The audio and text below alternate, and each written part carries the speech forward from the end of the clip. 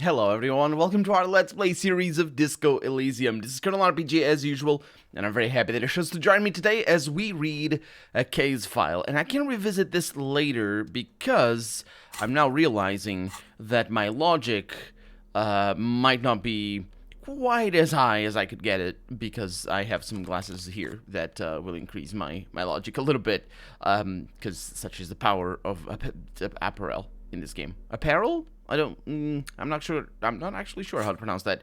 Either way, we are reading our damaged ledger, the square bullet hole murders.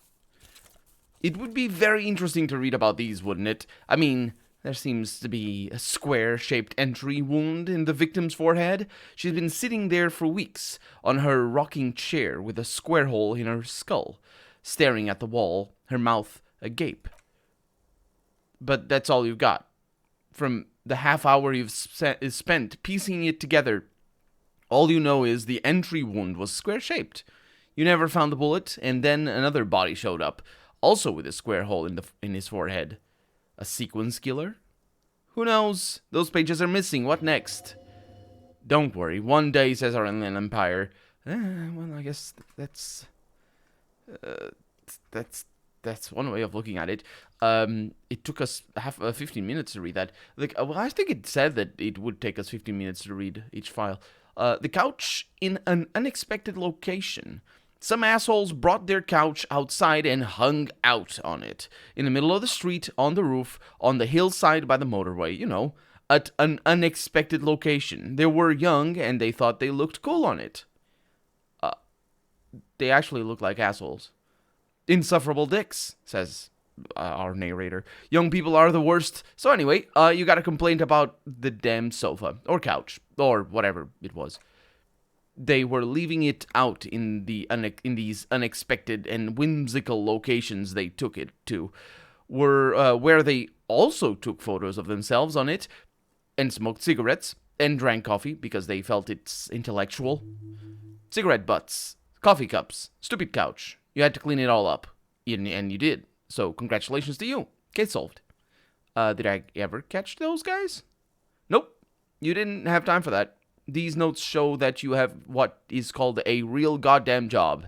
You don't have time to be chasing down the couch assholes. You have a real job to do. What next? What next is that we just got 5 experience for that, and I'm thinking that if we get 5 experience for the next one, we are gonna level up before we go to bed, which might be a good thing because we might need our skills in our dreams. Murder at the hookah parlor. Let's go with that. A murder, tan tan tan, at the hookah parlor was a case originally assigned to an officer called Joseph Mills, who is now dead, of circumstances completely unconnected to murder at the hookah parlor. Wait. How?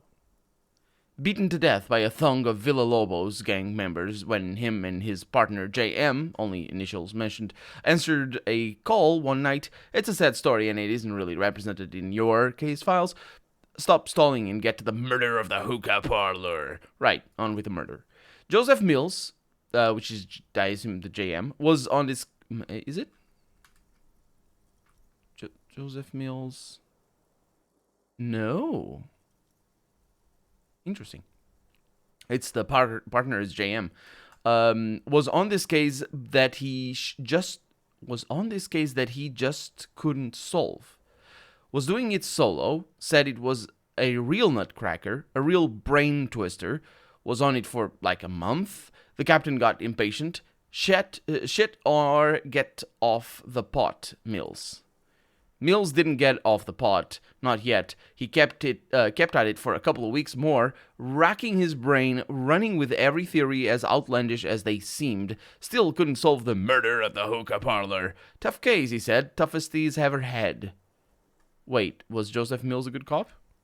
Nope, he was awful. Awful sense of humor, too. The worst jokes you've ever heard. Really rapey. Still, he'd been on it for months now. Said it was the final case. Said it was uncrackable. That the murder vanished into thin air. That goddamn hookah parlor was all he talked about. Okay, so the case is handed to you because Mills isn't getting anywhere, and you look into it. Here's the setup. A young man is found dead in a hookah parlor. You know, those places where you go and smoke bubblegum flavored vapor all day. Can you get high off of it? Nope. It's soot and water vapor. It doesn't do anything. Huh. Really stupid. Yeah. So anyway, young man in his 20s found with his skull busted open right on the floor of the hookah parlor in the middle of the day. No one else is in there, only client that day, in perfect health too, some kind of movie producer. No one enters, no one exits. He's just sucking on his watermelon hookah all morning, all noon, like he usually does. He's a regular. No calls, nothing, just sucking on the hookah until 15:45. And then bam, he's down on the floor with his skull busted open, blood everywhere. What happened? How can it be? Mills has no idea. Invisible assassin, movie deal gone sour, girl at the counter did it, nothing fits. Eerie, man just dropped dead. So you go to the parlor, you see the cushions around the table, table's low, heavy, really sharp edge. Yeah, he sucked hookah, stood up, passed out, hit his head on the table, and died. See, you can't even read the thing without solving it. Yeah, it was that. Turns out hookah does do something. It turns off your brain's oxygen supply, and you don't notice it until you get off, or until you get up to go to the bathroom. Well, he must have sucked a lot of it. Yeah, he liked his hookah. Stephen was his name. And what was he doing there for 6 hours? Smoking hookah. Didn't you hear? I know. I don't know. Trying to come up with a movie script, maybe? Anyway, that was the murder at the hookah parlor. Joseph Mills wasn't a good detective, and about 30 minutes has passed. Piecing it together. Next, I leveled up. Is what is next. Which does mean that I could go out. Oh, it's very late. My God, time just flew by. It's already 2 a.m. It wasn't that late. Was it that late when we started the episode? I thought it was like midnight or something. Anyway, the bed is still cold. Yes, let's go to sleep and hear our Furies in the night. The bed is still cold from the wind blowing in from the broken window. The mattress creaks as you close your eyes and try your hardest to fall asleep.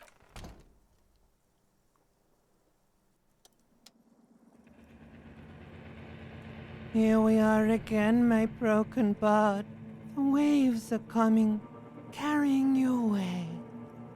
But you can't go. No, you have to stay. Always half aware of yourself. You're not cooperating, brother man. Why? It's your disgusting body.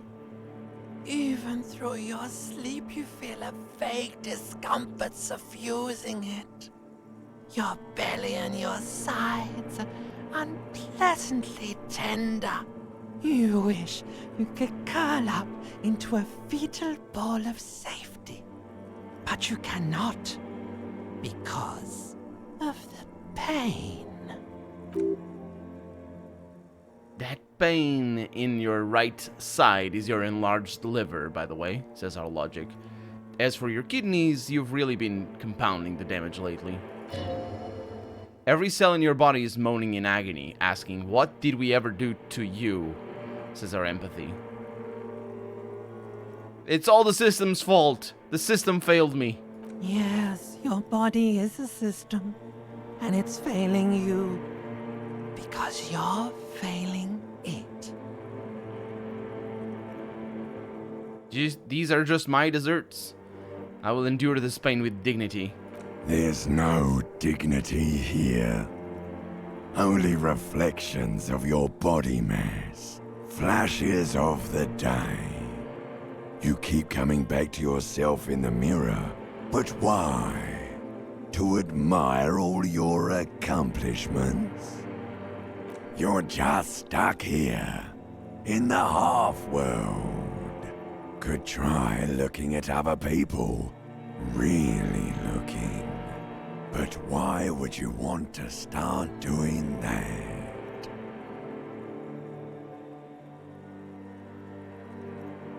Human beings will always betray you. How many promises have you kept lately, Sir Harry? To the great see-through world. The tenderness. Thou art honorable and just, sire. 'Tis the snakes who are vile, hissing in the grass, says Drama. Come now, says our volition. Humans have earned your trust, and you theirs. What do you think you're doing right now? Coming to some greater awareness? Look at all these lights, blinking in and out of existence. Thoughts.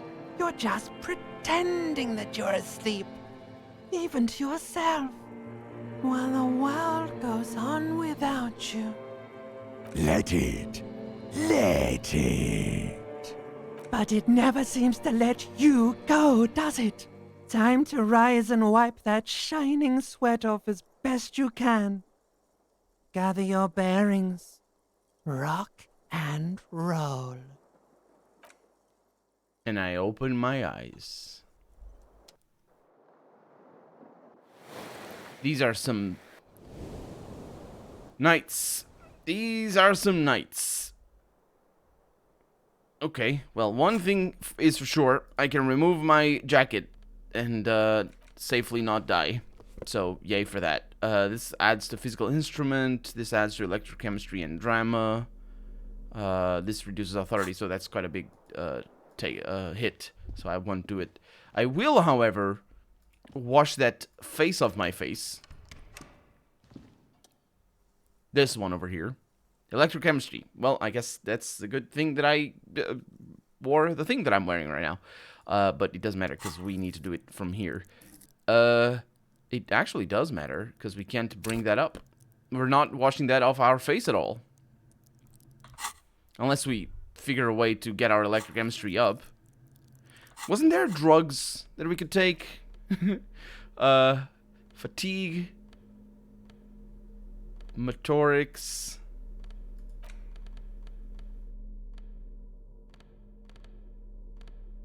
I don't think we can do anything for our electrochemistry to go up. So we're stuck. We're stuck with our current face. Such is the fate of Harry Dubois. Oh well. That's that. I wonder if those change. Where's...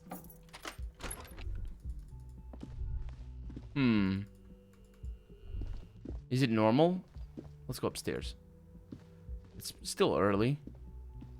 Yeah, see, let's go upstairs because she wasn't here when I reloaded the game. So is she gonna be here? Clash, I mean, actually, Katerina or something. I forget her name, her real name. Anyway. Or at least the name that I was able to extract from her. It doesn't mean that it's real. She is here. By herself. Or rather, I'm by myself.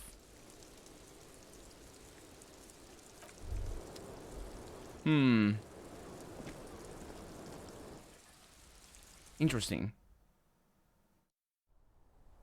I need to revisit the... not that. I need to revisit the... Oh, wait. Yeah, visual calculus. I can bring that up. I need to get... why am I blanking on his name? The lieutenant. It's how the game treats him. Every time. Which is very weird. But I need to get the lieutenant back on my team here. We'll go upstairs again if we need to, and we probably will. But it's funny that we are going all over the place, but not actually skipping time, which is good. There you go, Kim, of course. Good morning, says Kim. Yes? That's about it. We did have things to do. Let's go back to the body. Let's take care of that. And you're here. Hi. It's you again. What is it? Okay, I talked to Clash. Now I need to talk to Ruby. Yeah, that's very true. Why? He leans back and regards you with curiosity. I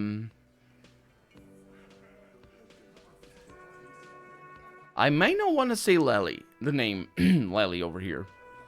I've seen her in a laudanum-induced delirium.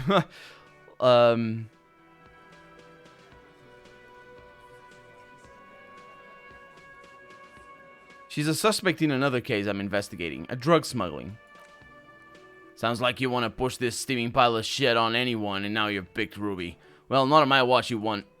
Ruby was one of us. We're not gonna throw her under your moral intern steamroller. Fuck that shit. And fuck you too, moral realist. Shanky throws a glance at Titus as the last syllables leave his lips. The big guy sighs. Ruby is missing, says Kim. If you hide from the police in a murder investigation, you become a suspect. You know how it works, guys.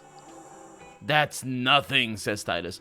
That's just legalese. You don't even have a sound theory. Also, that's not what legalese is. Legalese is specifically lawyer talk. He crosses his arms. I don't want to be rude, but we're trying to get some R&R here. Think you could fuck off now? I think we'll keep sticking around, Titus, says Kim. You'll be surprised at how quickly a theory presents itself if you keep looking. We have a very high logic check over here. It's a good thing I have my logic up. It's an impossible check, and I will hopefully increase the logic even higher. From the corner of your eye, you see a little bird fly into the bush, right behind the window, behind Titus's back. And we have all the ups, all the pluses over there. We saw the winch outside. We staged like a play.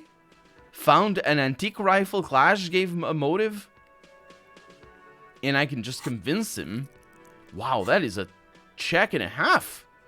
I mean, I'm gonna go for it. Hopefully. Oh, I need to apply changes here. 72%. Present a solid theory about why Ruby could have done it. Oh, come on. Nothing is happening. Oh, no, he's not saying. Nothing is happening. The pieces are there, but they remain unconnected. No, we can do this. I'm gonna squint my eyes. Sorry, you're not coming up with anything. Again, the pieces are there. She could have done it somehow. Something else. Walla walla bing bang. It's not just coming. It's just not coming together. Do I have the right equipment on? I think I have. I think everything that I have is for logic. Why am I such an idiot? No one knows. I just damaged my morale. However, our volition came in to the rescue. You're not an idiot. Don't say that. This is a really big mess, and being a detective is hard. I'm gonna squint my eyes harder. Still nothing, but that's okay. This doesn't have to turn into some kind of meltdown. You're just a cop taking your time to present a theory. Why does Puzzleface get to not melt down? Asks Rhetoric. You and I melted down like crazy, remember? Ah, right, says our authority. Puzzleface shouldn't be the cool guy when he fails. I was supposed to be that. And, of course, that's Puzzleface's logic. Shush, says Logic. I'm just more level-headed than you. That's my thing. Let's look at this as a learning experience. What are the components you need to implicate Ruby? Our drama says, no, he needs to stay. 500 years, and I can't remember the first line. He needs to stay, rather not stay. I just want to hear the components of the theory. Smart move, says our logic. The components are access to the roof, weapon, and motive. Here is what you can do to make it easier. Come on, guys. Our savoir-faire says, for starters, you could find out what's behind that mystery door in the kitchen. If it's a secret route, she could have used that to get to the roof. Can't get through the door? Asks our perception. You know what would help doing a thorough search of this room? Maybe something is hidden. Visual Calculus says, hey, did someone say something? Someone say something already? No? Yes? Who cares? Upstairs is Clash's bedroom. The window the bullet came through. Analyze that. Say 500 years and I can't remember the first line, says our drama. No, says our logic. Nothing good will come of it. He did the right thing not to say that the last time. Just do what the nice, helpful guys said and don't do the bad things. It's that simple. Kim says, the lieutenant puts his hand on your shoulder. Unless we have more business, we should, he looks to the door. Yeah, well, I don't think I'm doing anything. I don't think I'm doing that. I will try to increase my logic next, but, I'm spending my last cartridge there, because the white checks are like that. You might not want to roll. You might not want to level up, basically, because you just keep doing the white checks. Who the heck is this guy? Oh, it's Smoker in the balcony. Hi, gendarme. Another rendezvous. There he is again, the smoker on the balcony, right here in the whirling in rags. Hello, I'm gonna adjust my tie. I see you've found yourself a little something from my wardrobe. He scans you. Not bad at all. What brings you here? My composure is very bad. Why is my composure very bad? No, it's a legendary check, so I suppose that makes sense. What is it about the way he carries himself, I'm gonna ask. And now I succeed. Could he be a member of the homosexual underground? I thought I didn't. I just read the first one. I thought it was gonna be like homosexual community, and that's why I was sort of, because it's got a hair quotes, but I suppose that makes more sense to be hair quoted, because, well, I don't know what that is. Whoa, but this is actually a thing that I'm asking? I'm gonna ask, are you part of the homosexual underground? The homosexual underground? The smoker sits up immediately, his eyes wide with amused surprise. A honeyed smile lingers on his lips. Why, yes, I am, officer. Why do you want to investigate? Yeah, I want to hear more about this homosexual underground you're part of. Oh, it's a pleasure group. A sub-rosa pleasure group congregating in cellars under the cover of night. Saturday night, sometimes even Friday night. What about Thursday night? Or Thursday night? Sometimes the congregating doesn't even end. It carries on into our daily life. He lowers his voice conspiratorially and looks around.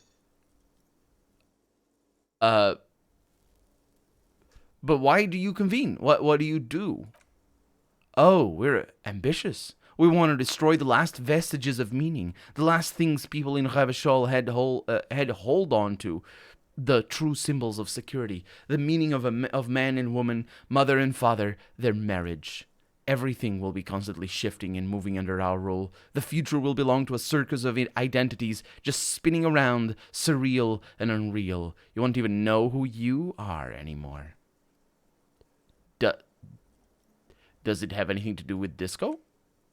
Yes, we also listen to a lot of disco. Some say we engineered disco to spread our vision of a vertiginous, ever-changing society where all there is a razzle-dazzle of gold. We are going to change the family unit with all this razzmatazz and finger dancing. He wiggles his hands. And with mysteries, of course. The mysteries are also of sexual nature, very esoteric. That much fun should be illegal. But for the better... Oh, actually, that might be just a joke in bad taste. But for the better part of history, it has been illegal. Yes, that's why it was a joke in bad taste. But it isn't anymore? No. He studies you from across the table.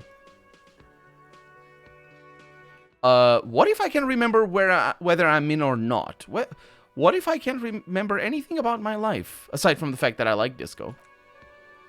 Beautiful. The smoker crawls up to you like an animal preparing to jump. Beautiful. That's exactly what we're looking for. Who knows? Maybe you were homosexual in the past. Maybe all of that has been repressed. He circles his hands around you. I have to say that you do look like someone who might be part of the underground. You have that very distinctive, I can't understand what's going on here look. Okay, I have to think about it. Do think about it, officer. He starts laughing and leans back against the counter. Well, it's gonna be like a 20-hour mind project for me, I guess. 20 hours at least. And also 5 experience. And that sounded like a Windows error sound for reasons. I'm not actually sure what the heck that was. But I can't internalize it because I don't have slots.